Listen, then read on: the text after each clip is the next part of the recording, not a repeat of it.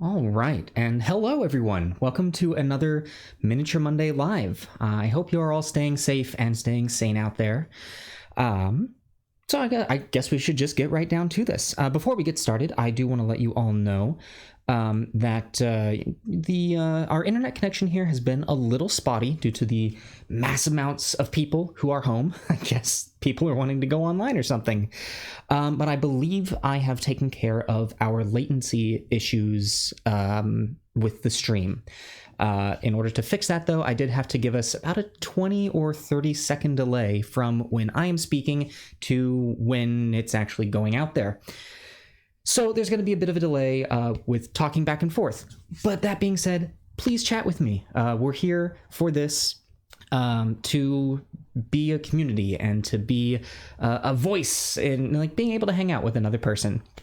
So yeah, we are today going to keep working on this lovely cart that we started working on last time. We had finished a little fireplace, which was very hard to see on our top-down camera here. But we got that done and we started working on this. So I think it is time to go ahead and get right into it. So, let's get a good shot. There we go. Haha. All right, so we are continuing on with painting the main body of this using, what are we using? Army Painter's Desert Yellow, which it has a spray primer version of this. If anyone wanted to just go ahead and... Oh, let me get my setup working here. There we go. If anyone wanted to just spray this thing and then cover up all of the non-wood later, you could, and that would save you on quite a little bit of paint time. But, you know, right now, time is something that we have, so I'm not too worried about that. I don't know why I'm starting with the fine details. This is something that I can really be a little heavy-handed on, since we've got these large areas that need painting here. We can just go right into them and not really have to worry about what gets coated in paint and what doesn't. Now, one thing you will notice is that I'm using a fairly watery mixture of paint. And I'm doing this because I want these colors to sink into the crevices. I want that wood grain to really shine through and not have it get gunked up with a bunch of paint. Having had a week to look at this and have some thoughts on it, I'm realizing that although there's a lot of details on this, this is going to be a much simpler project than I originally thought about. I feel as though that's true of most of the projects I do. I look at it and go, oh, this is going to be really difficult and really tough. And then I get to it and I'd been worrying for no reason, really.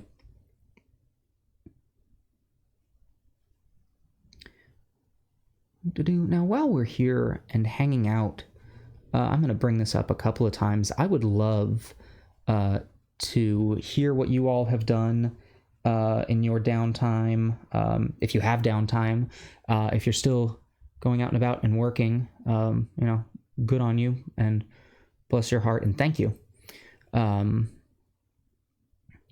But for those of you who are stuck at home, what are you doing to combat cabin fever?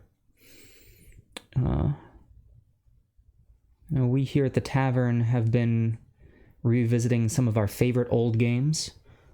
We've been playing through for the first time the Borderlands pre-sequel, which we're a little late to the game on that, but it was time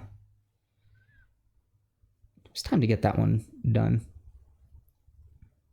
A few of us here are huge fans of the Borderlands series, so played through the first game, at least 3 times. Same with Borderlands 2. So that's been helping us out a lot. Now that we're getting to the windows here, this is starting to be... Oh, there we go. I already got some on the window. This is that area where we're starting to have to pay real close attention to what we are doing and how we're doing it. I'm gonna move this over.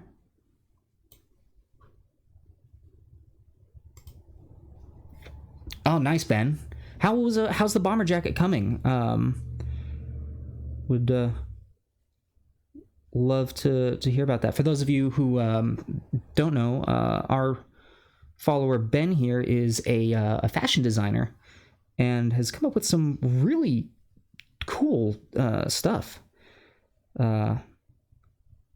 They had a show. They were going to be part of was it the Toronto Fashion Week? I think it was, but unfortunately that has been canceled due to the coronavirus. But still, some amazing articles of clothing. You should go check out their work.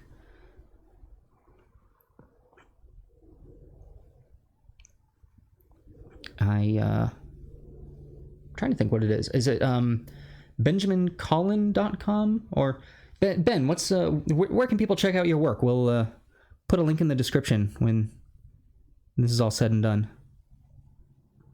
Oh, that little back corner here is close.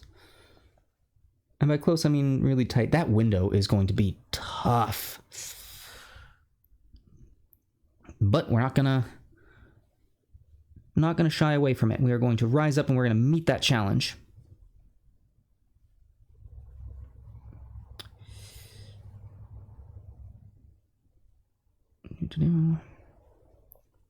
So yeah, a few of us here at the pack have been looking to do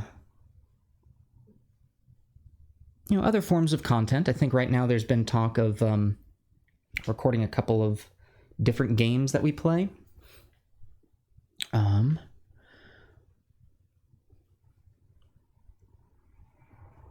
Oh, Vancouver. I said Toronto, didn't I? Yeah, so the Vancouver Fashion Week. Sorry, friends in Canada. I'm not trying to forget cities on purpose. I promise. I'm just a little forgetful. Unless I've gotten it written down. That's why I like DMing. I write everything down that I need. It does then make it kind of hard if you come up with some things on the fly and forget to write it down. I have definitely more than once approached one of my players and said, "Hey, what was the name of that old person you ran into at the tavern?" Oh, thanks, cool, yeah. No, I just want to make sure you knew.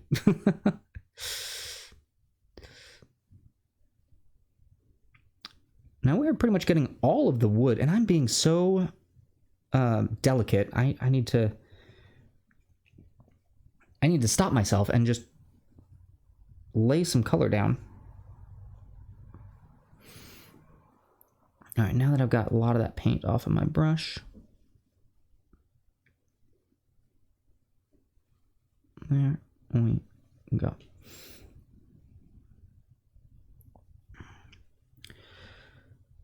Now, one thing I am realizing as I continue to paint minis while at home is that although I have a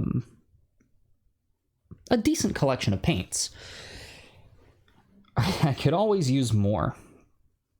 I know we've got a couple other mini painters out there who are fans of the channel, and I would love to hear some of your recommendations for other paints that I should be adding to my arsenal. I think we've got a large selection of Army Painter, which I'm slowly moving away from. It's not that I dislike them. They were a fantastic place to start and to begin learning.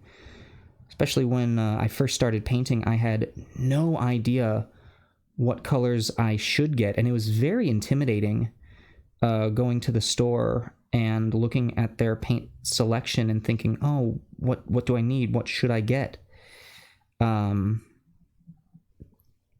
So So I ended up getting the big Army Painter pack that came with pretty much all of their colors, and used that as a base to start. I gotta stop hunching. You gotta actually be able to see me. But that was fantastic. It was a great place to start. It was it helped me learn. It helped me grow. But from there, I started branching out more into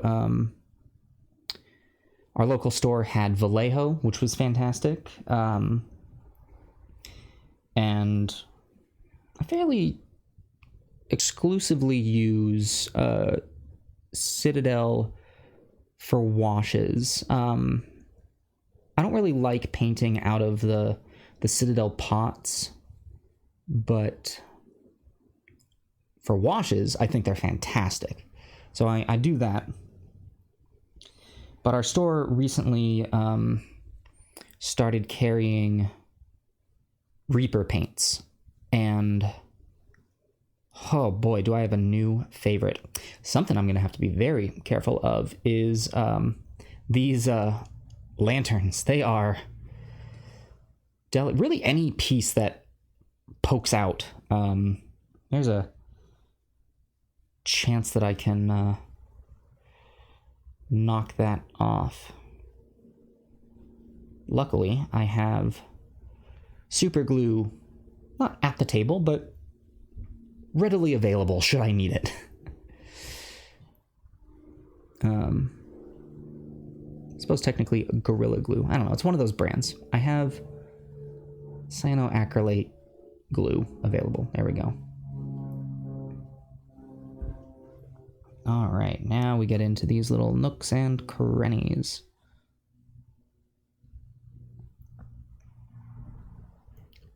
Ba-bum, ba-bum. Ooh, making sure to pop any air bubbles that show up, which is something that happens when you water down your paints heavily. At least I found.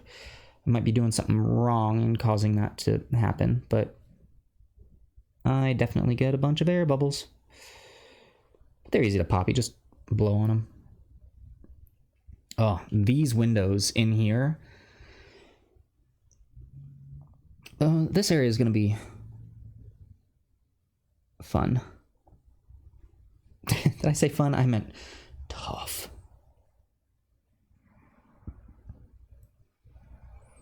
Boom, boom, boom. All right, here we go. Boom.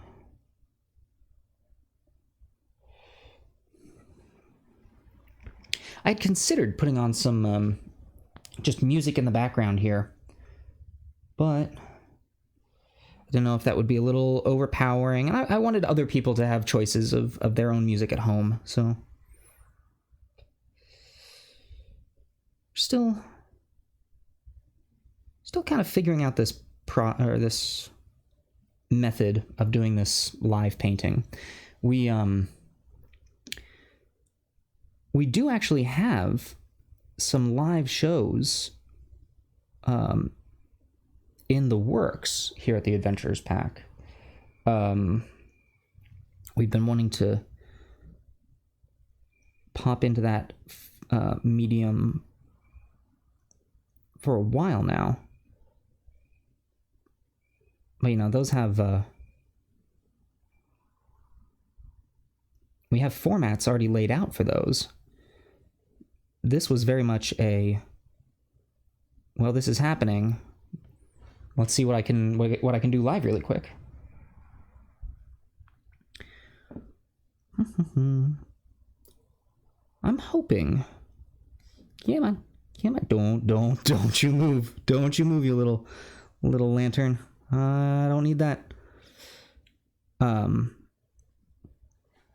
hoping we can get all of our base wood done today, because aside from the main body, we're also going to do the undercarriage, the wheels, and I think... oh, and then there's some wood parts up here. That's going to be the majority of it. Oh.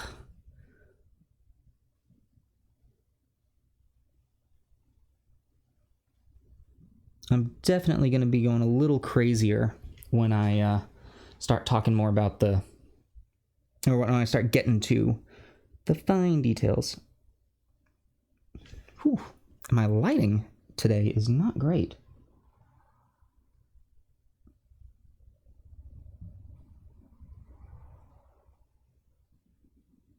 There we go.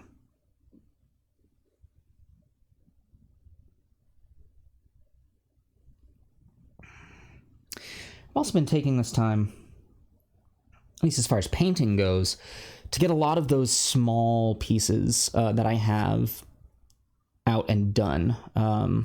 Scrolls, barrels, rocks. I have so many barrels. When I first started 3D printing, or learning how to 3D print, it was before I had a printer of my own. I would go to my local library, which actually, this was amazing. The library in Glendale has a makerspace in it that if you have a library card, you are able to just go and use it. And their makerspace included 3 3D printers. I think they were MakerBots. And so like 3 good quality 3D printers, a few sewing machines, a serger, some other machinery that I was not familiar with. And back when I was first going, the only rule was you could only print for 2 hours at a time. Which, if you know anything about 3D printing, kind of limits your options. So I printed so many barrels. I don't think I'm ever going to have a need for them anymore. Just doing some quick review of my reference pieces. Good. Yeah, that's what I thought. So yeah, I don't think I'm ever going to need another barrel in my DMing life. But you say that, or I say that, and watch. Anytime I have a small amount of filament left, I'll just print more barrels. Okay, now this is where it's going to start to get tricky, because my main finger holds for this guy have been the top and the bottom. Now the top is still going to be fine, because this is part of the roof. So I think I'm going to start hitting up this wood here. The bottom, I'm going to have to start finding a new place to hold on to this. Yeah. That little area down there is going to start getting worn down with my thumb movements. So we'll see. We'll see how that goes. So let's get this done. Ba-da-da-dum.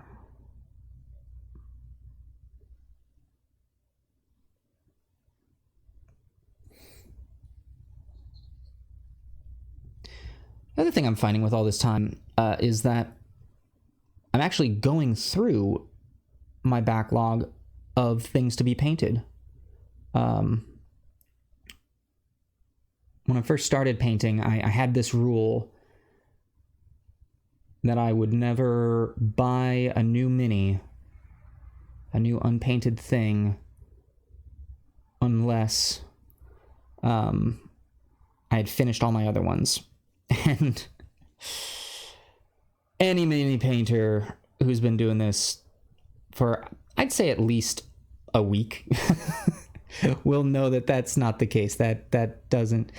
You may start with good intentions, but there's always minis to be painted, and minis to want to be painting, and you figure, well, I'll get it now and I'll paint it later, and then it just sits in a box for years. But now I'm actually able to go through and get those things done, because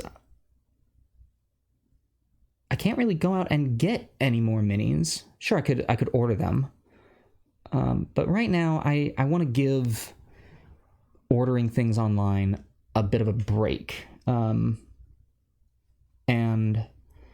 really save that time for or at least save deliveries for things that are needed and people who need them. So that means that I just have a lot of time, and minis are going into the outbox and nothing's coming onto the inbox, which is great. All right, one more of these little edges. Whew. That should be good. All right, that side's done. Let's move on to the next.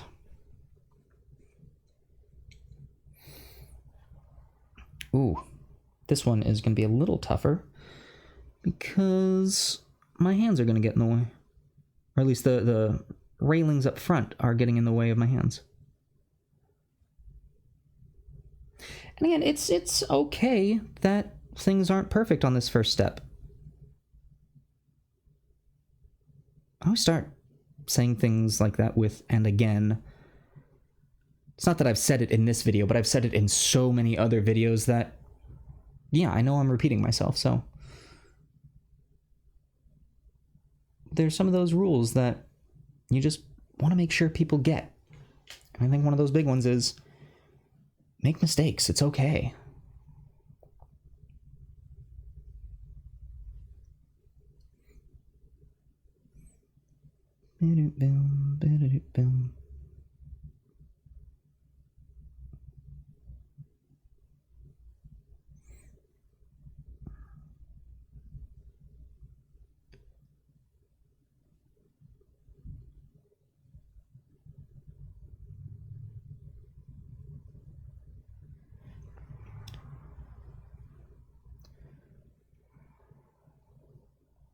Kind of looking at this cart thinking, man, this would be such a great time to just live in a cart in the middle of a forest.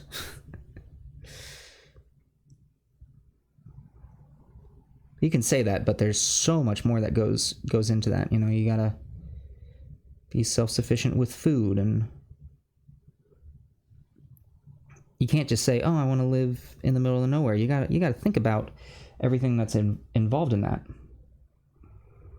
I mean, I'm not just trying to throw words out there. I spent a lot of time growing up in isolated areas. When I was living in Colorado I was out there for some of my school years. I lived in a remote mountain town. And before that, I grew up on a sailboat. And yes, for all my friends out there who are seeing this, I'm telling the boat story. Oh my gosh. But no, I grew up on a sailboat traveling, and at times it's hard to get much more remote than that.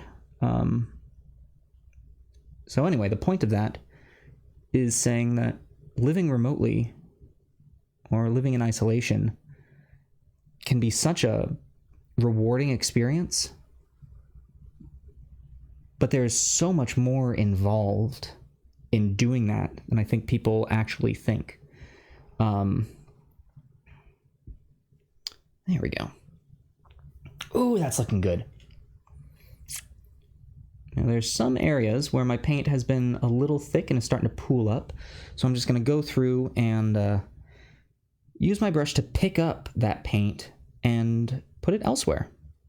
I'm not just going to pick it up and get rid of it. I actually want to use it. And there's definitely places where I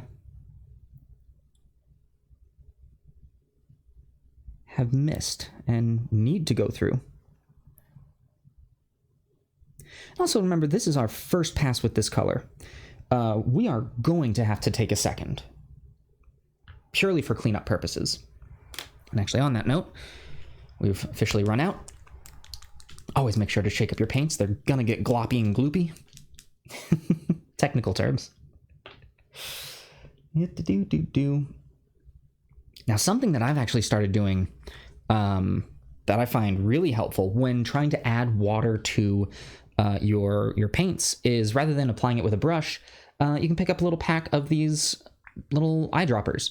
I think I got a pack of, say, like 8 for $1. It's all plastic. You can be fancy and get, glass ones, but this way you can precisely drop out just 1-2 drops of water. They're also very handy for making your own glazes. I know when I glaze my minis, I just heavily water down washes until they're pretty much transparent.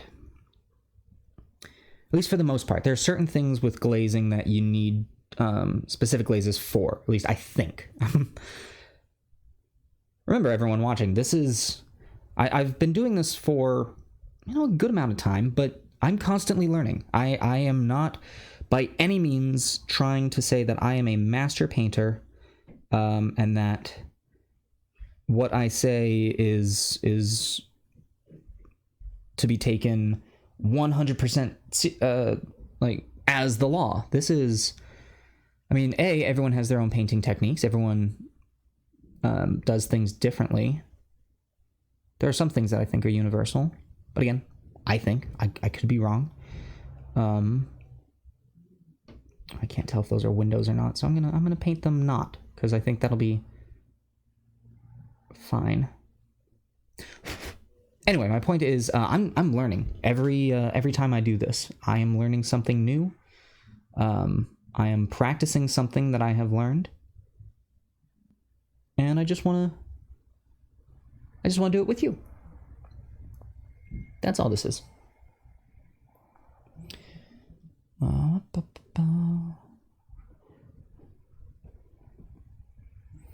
I know I've gone to many painting classes, and sometimes some people show up with that air of, oh, I already know, or I know better. And maybe they do. But I find that if you go to do anything with a mentality of, I don't know what I don't know, and anything I do know, I could always review. I think that you will improve no matter what. And I gotta say that to myself, even, because I know I can be arrogant. I know I can have that sense of, oh, I know better, and I try and curb it. I really do. So this is me putting it out there for me. This underrailing I can already see is going to be tough. Which is why we're going to do it now. Also, we're doing it now because this is the color that we're using.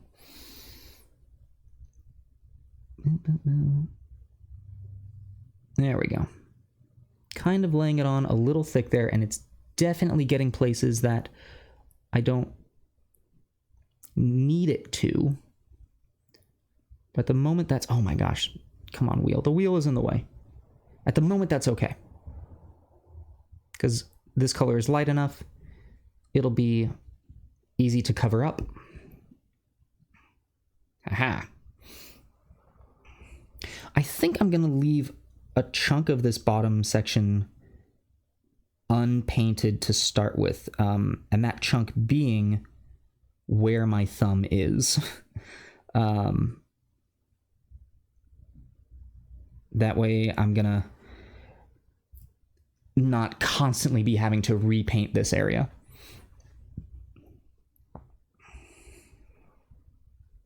But everything other than that is currently fair game.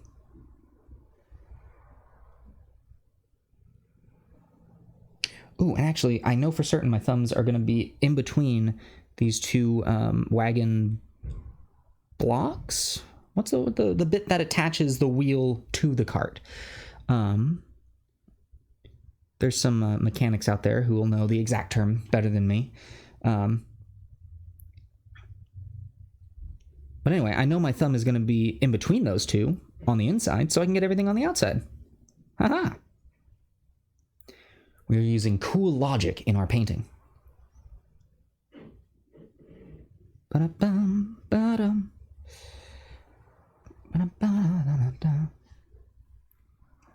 Ugh, okay. Hair's getting a little too long. Hold on. Pause.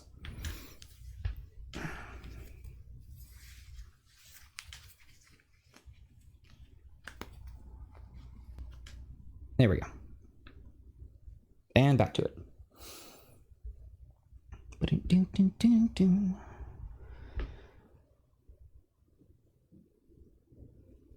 think I gotta blame my high school choir for making me want to just randomly scat every so often. Just whenever I'm doing stuff. Just da da da da da da. It doesn't even mean anything.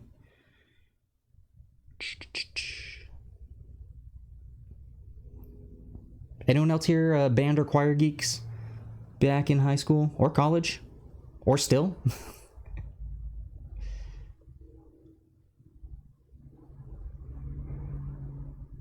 I think I did that for... oh gosh. At least up through my first couple of years in college. But then my class schedules got in the way of performance schedules, and I had to pick what I was doing for fun versus what I wanted to do for a career, which clearly I'm doing.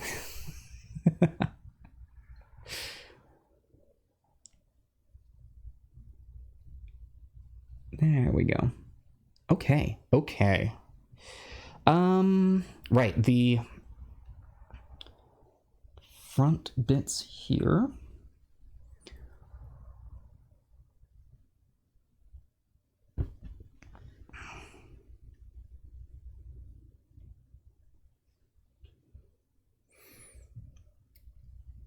Now there's going to be some metal pieces on top of this, on top of these poles right here, and even underneath them. It's okay, again, it is okay for now to get color on that. Obviously don't go out of your way to paint them. If you know for certain you're going to have to come back to cover something up, don't actively try and paint it.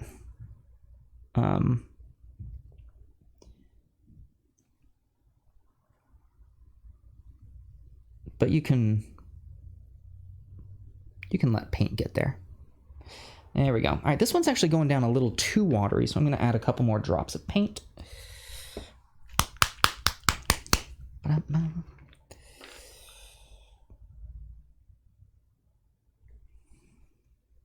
Whoa. There we go. I still have yet to have to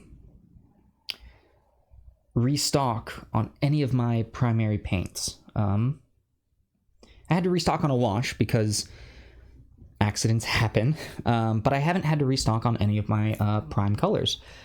Well, not prime colors, like base layers.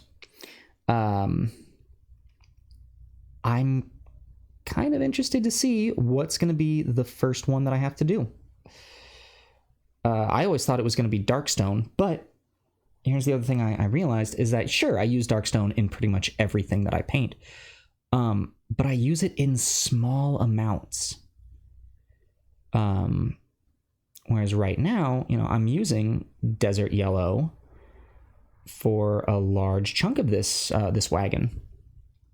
And I know I've used Desert Yellow on other models in the past, so it's not necessarily about which one you use most often. It's about what volumes get used. So we'll see. I'll have to have a big old celebration when I run out of my first paint. Oh, is that all? Yeah, that might all be metal that I just painted over. And that is okay. Because now I know. And I won't go back over it.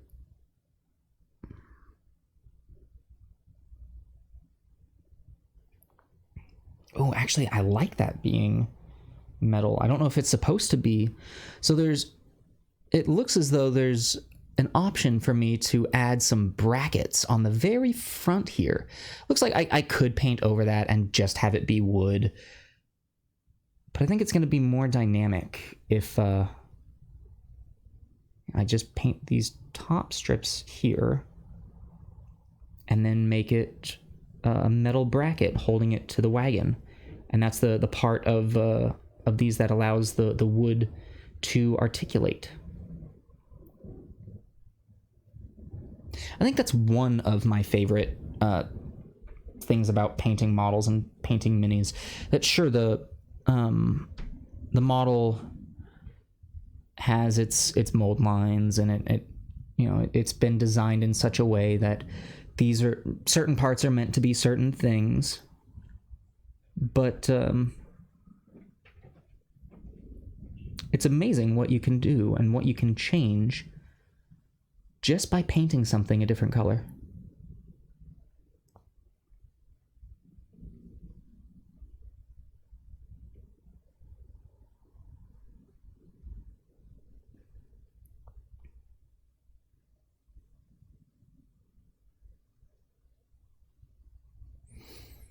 Okay. That is some good progress.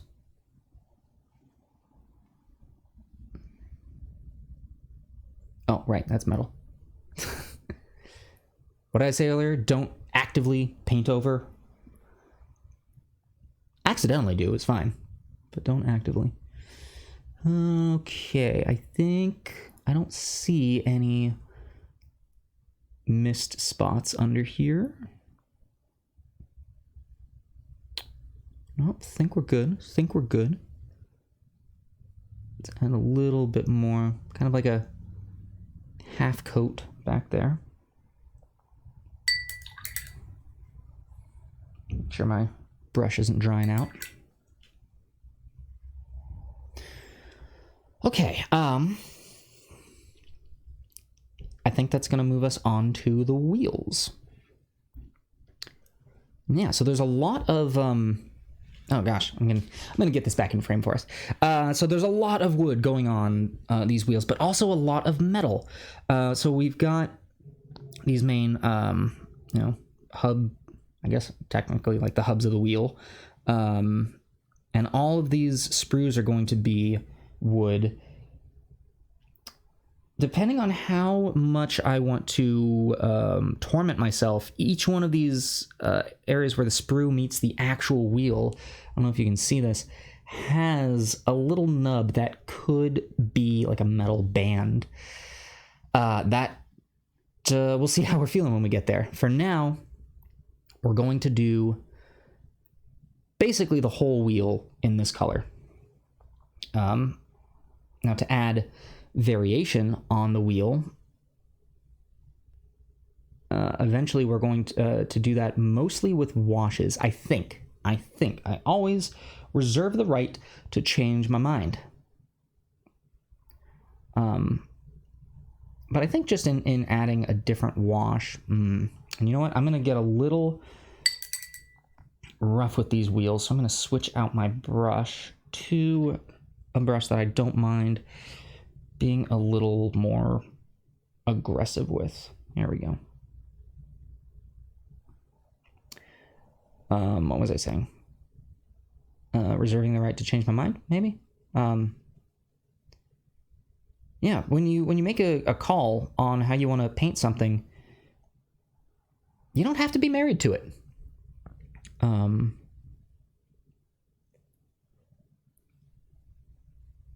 You can make changes. Heck, you can make a change even after you seal a mini. You can go back and paint more. It's harder. At least I think it's harder.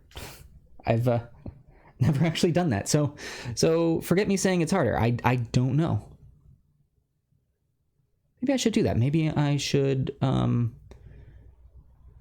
take a mini that I've done in the past, not anything that has like sentimental value, like the first mini I ever painted or anything like that, but take a mini that I'm maybe not happy with, that's already been sealed, and without stripping it, with that's going to be the key part, without stripping it, change it and see how that goes. Ooh, I like this. Yeah, that's gonna be a video coming up. We'll see.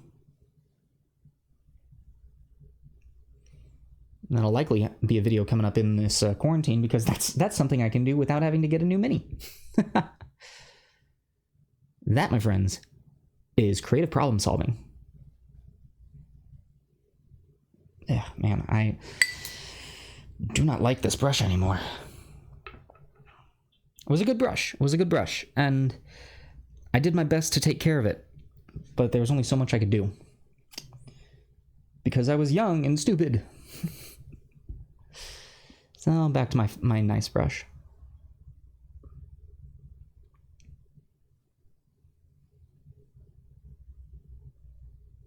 There's something else I'd love to hear about. What brushes people use?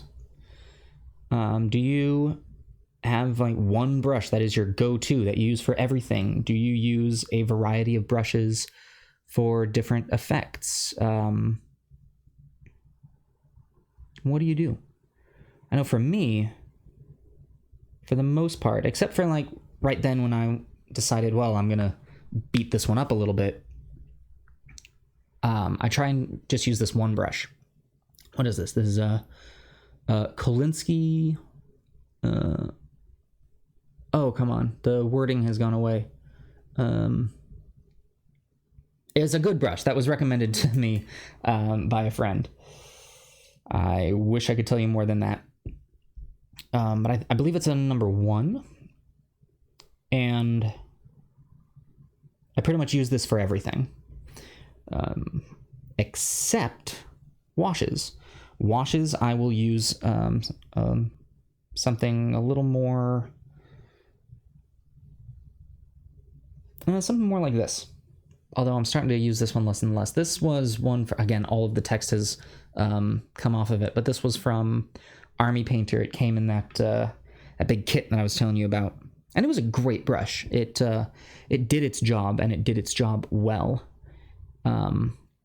I just did not know how to care for my brushes, and I believe it has gotten to the point of no return. May need to be retired here soon, which would be sad. It's the thing, I tend to get emotionally attached to just objects.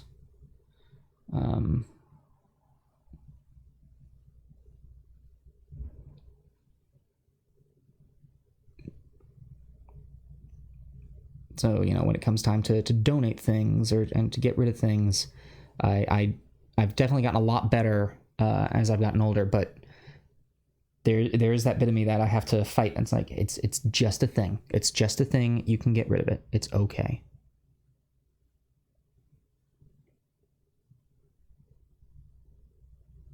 Especially if it's something you don't need anymore. Now, there are some things that,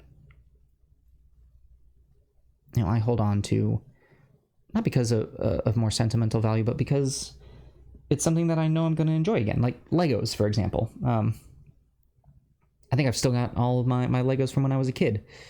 That is something that I know that I can keep enjoying. Because come on, who doesn't like Legos? Ooh, these wheels are taking a little more time than I thought. One thing I am noticing is that I gotta really work on this frame for you guys. Sorry. One thing I'm noticing is that whenever I get to a part and I go, I can be sloppy with this. Well, obviously, then I'm sloppy with it. But time to get some more desert yellow. I end up taking just as much time, if not more, going back and fixing my sloppiness. So, you know, just take the time and do it right, or at least clean the first time. Because yeah, these wagon wheels, sure, I can get sloppy with them, but if I just take my time and go through each of the spokes and really get each one, then I know that they're good. There's going to be a lot less cleanup afterwards, and might not need to go back for a second round.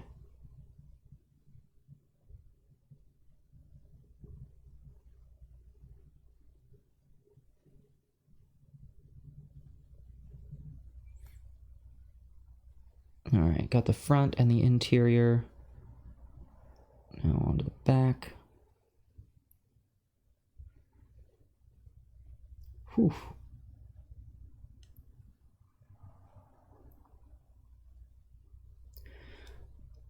Oh, and I almost said it, but nope. Here we go, here we go, here we go. There we go. That is one wheel. Oh, no, nope, nope. Come on. And there it is. Okay, one wheel definitely done. Gosh.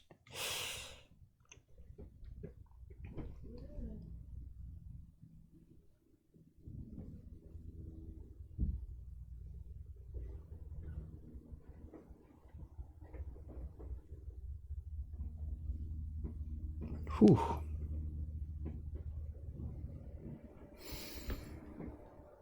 And, man.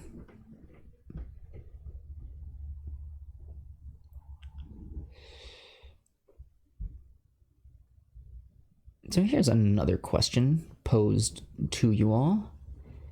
Have any of you seen a cart like this up close and personal in real life? I know I have seen one.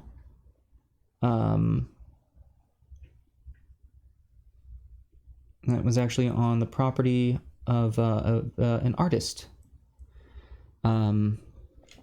Where they decided to make one of these and turn it into a guest house. And it was super cool. Also very pretty. Lots of bright colors. Which again is making me think I should add some more coloring to this. One of the thoughts that I had in the last week of not working on this was that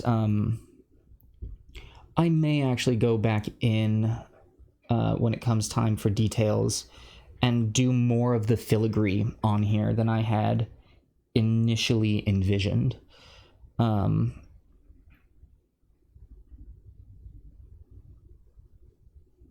that shouldn't be too difficult. Sure, it's going to add a little more of a step, but it'll be fine.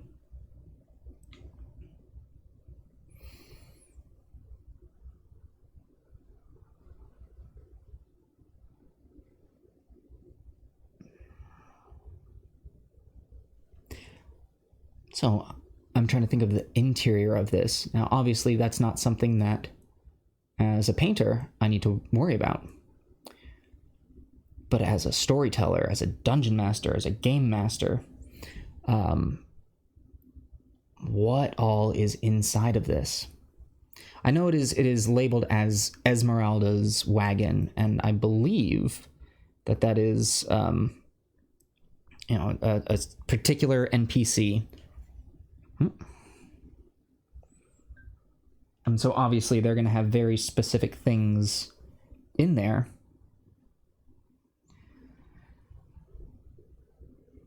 But this could be, again, depending on how it was painted, it could be anyone's wagon. You could have, it doesn't have to be, I mean, as the name Ezmeralda suggests, like this gypsy fortune teller sort of figure.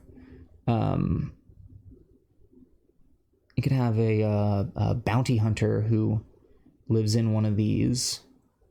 And, so then paint it up to maybe be a little more utilitarian. Then in that case, definitely all of the filigree is not being done.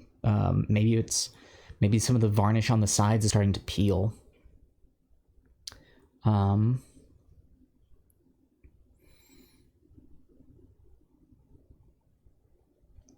maybe just an aged wizard lives in here. So then there is well, actually, I suppose an aged wizard, you could really just have a lot of different options with that. You can have your really eccentric wizards. You could have your really laid-back, reclusive wizards. Ooh, maybe like a snake oil salesman. A herdsman's wagon. I like, yeah. Ooh. Yeah, that would make a lot of sense. And you could have it, oh, you could set up sort of a, like a hitch to the back of the cart where you could maybe then have an additional cart that carries some livestock. Now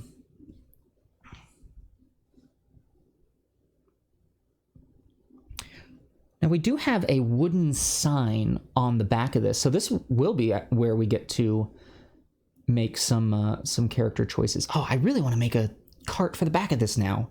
Almost make like a small caravan. I do have one caravan that I have available to me. It's not printed yet, so this is something that I have the files of, but Danny, the 3D printing DM, in his Lost Dragons Kickstarter, which was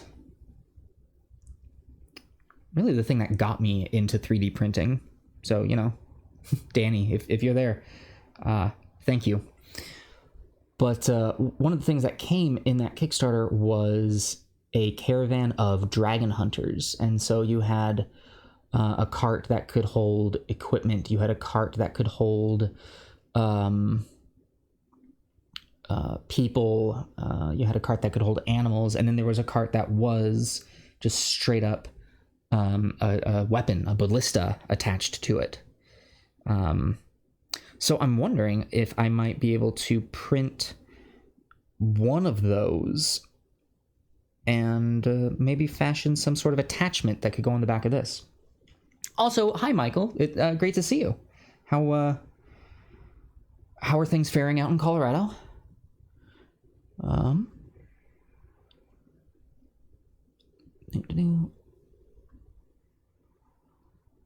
And remember, give about 20 to 30 seconds for me to get back to you. And because, well, even more, because it's going to take 20 to 30 seconds for you to hear this. Man, yeah, no. Latency on this is going to be long. I am hoping that we can find some other solutions and get this to where we can have much less time in between the talk and the receiving. But for now, this will do.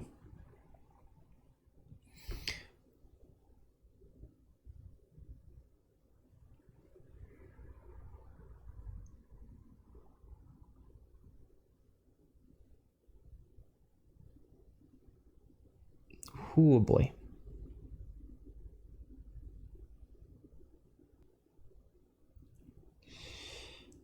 Gonna do it. We're gonna finish this up. We got this. Mostly it is all this space in between the spokes of the wagons that are giving me so much trouble.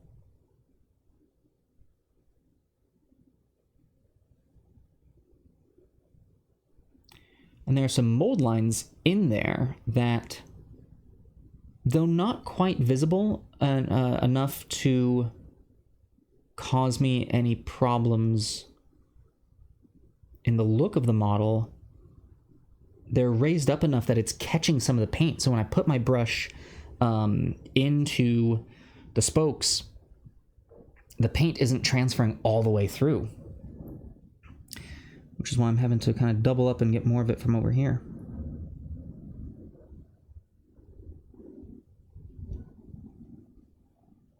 Now, I am a perfectionist in my work, which, depending on how you want to look at that, can be fantastic or it can be a heck of a hindrance. I want every single step of my process to be perfect. I want to finish up my base layers and look at it and go, that's amazing. I want to then move on to the next layers, and yeah, I want every second to be absolutely perfect. Because of that, I take a lot longer. There are parts that are not getting paint that I'm taking extra time to go through and make sure that they are getting the perfect amount of paint, which, to be quite frank, that would get covered up in one of the later steps. Is that one of my favorite phrases of hiding your crimes. So there's a certain degree that with painting you can hide your crimes. There are things that don't need to be painted because you're either never going to see them or they're going to get covered up by something else later down the line. And if I were to just accept that fact, I could have been done with all the wheels by now.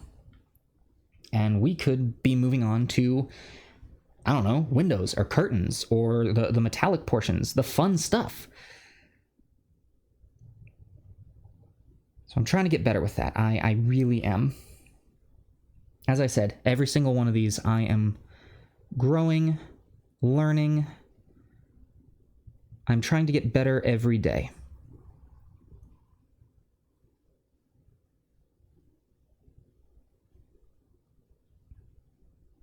What's that?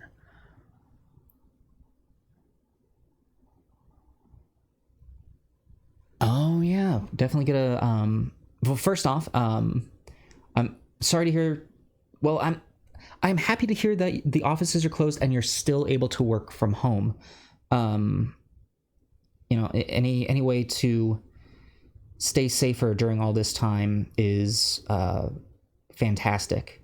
I know many people who their work has closed and they are unable to work at all during these times. And for those of you who that is the situation, you know, my heart goes out to you, and I hope that, you know, we get through this and that you make it out the other end well. For those who are able to work from home, I'm so happy that you're able to do so and you are able to keep this whole social distancing thing going on. I know there's some people who don't believe in it and think it's a joke, but I firmly believe that this is important, that the sooner we do this, then the sooner we'll be able to get back to some semblance of normalcy, whatever our normal after this ends up being. So anyway, my point is, I'm glad you're home safe and I'm glad you're still working. Moving on to that, on past that, yeah, a blacksmithing cart could be really cool. The sense of maybe a traveling blacksmith who will go from town to town, you know, making wares and selling them.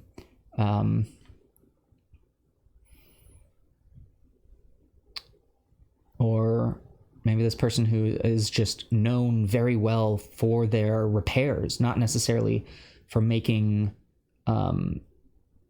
new armaments or new really anything, but someone who can repair anything, regardless of who made it.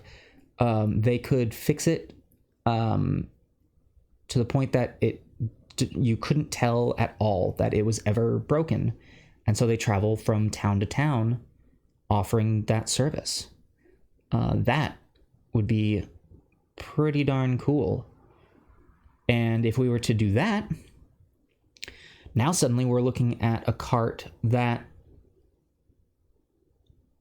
mechanically looks perfect, as in the wheels are well kept. The every aspect of the cart would be well maintained.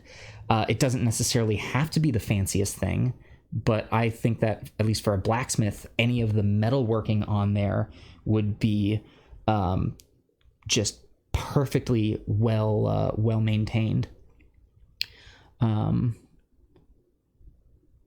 Yeah, this could actually, this could be a really cool character. So Michael talking about a tinkerer, this would be a great character for, or this would be a great spin on the artificer from the 5e Eberron book, of a character who goes from town to town and is able to deal in potions and but also machinery and armaments, and just devices, which now we start to get into a cart that maybe it's a small cart, but then it unfolds once it gets somewhere. It's kind of like a tiny.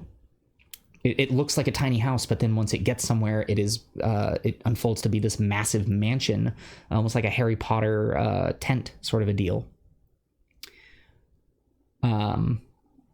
I think it's so much fun, all of the characters and ideas that you can come up with just in throwing around ideas of a single set piece, in this case, this wagon, which I think is going to bring us to a great endpoint here. So it is 2:00. We have finished up almost all of the wood. You can see under here, there's still that area where my thumb has been resting. I'll probably leave that blank for now and get to that kind of when it comes down to the washing. I'll leave that until all of the other base layers are done and then get that sorted. Luckily, it's the underside, unless this thing gets tipped over in a fight or a setting of any sorts. I don't think we'll necessarily see it that much, but I still want to pay attention to it. I don't want to leave it under the underside unfinished in case of that. I know in the past I've done some models where if you like set pieces where the underside was just black because I wanted it to seamlessly fit in, but then I ran some scenarios where some people knocked over, and then now we've just got this ugly, just flat black looking set piece. So things to keep in mind when creating or when painting a model. Don't assume what parts are going to be seen. We might end up seeing the underside of this. So, prepare for that. I think we got a lot done on this. I have considered using a hobbyist airbrush for main parts of this. And I do have an airbrush in my kit here. Unfortunately, I'm still working on getting the fine tuning of thinning out my paints to a place where they don't come out spattering. It's not the best airbrush. And for anyone interested in airbrushing, I will say you do get what you pay for. I got something kind of on the cheaper end, thinking that it would be fine. It would be a good thing to learn with. But I very quickly hit the end of where I could learn with it and needed to invest in a more expensive one. So, you can get a cheaper pump. I think that's fine. But the airbrush itself, the nozzle that you're going to be using, switch over here. The nozzle that you'll be using, or the actual brush itself, you want to make sure to invest in a good brush for that. And I would say, even skip the cheap, I could learn on this. You're going to learn